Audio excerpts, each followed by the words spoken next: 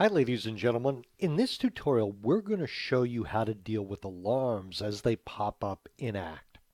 One of the good things about Act is when you schedule things, alarms will pop up notifying you that something has to be done. It's great for phone calls or meetings or to-dos. So in this particular situation you'll see this alarm popped up and I can move it around the screen just by clicking on the top part of it, move it around the screen by clicking and dragging it around. But this is an alarm I've got to deal with. So there's a couple things I can do here, or a few things I should say. First, if I just want to get it out of the way, I can minimize it by clicking on this. And it got shrunk down to the bottom left-hand corner.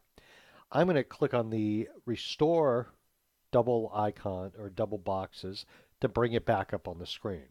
So first and foremost, if we have multiple alarms, multiple things that were scheduled that are popping up, if we click on select all, we can apply whatever we do to all of those items in one fell swoop. In this particular case, we only have one thing. It's a call to the ABC company with John Smith. And it shows me his phone number so I could call right from here without doing anything else.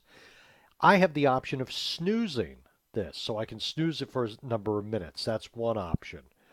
I'm going to cancel out of that.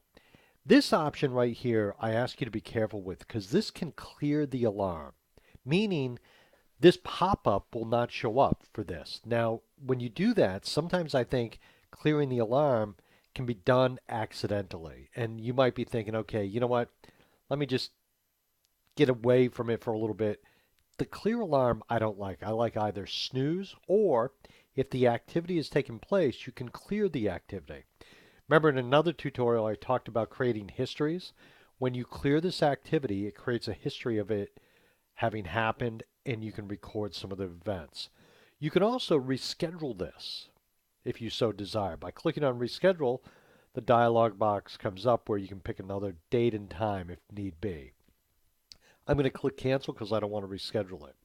But most of the time what I'll end up doing is because I know I got something going on with this contact and I might need a little more details, there's a couple ways you can do this. One, there's a couple drop down arrows here where I can click on that and it shows more details about the call. A lot of it's just a duplication of some of the summary you see up here. But probably what I'll do the most is because I want to get to the contact and review the contact, I'll click on Go To. And I want to draw your attention up here. The contact I'm on right now is Ulysses S. Grant. And if I click on Go To, it's going to jump to John Smith. So now I can get to John Smith. I can review any information that's relevant.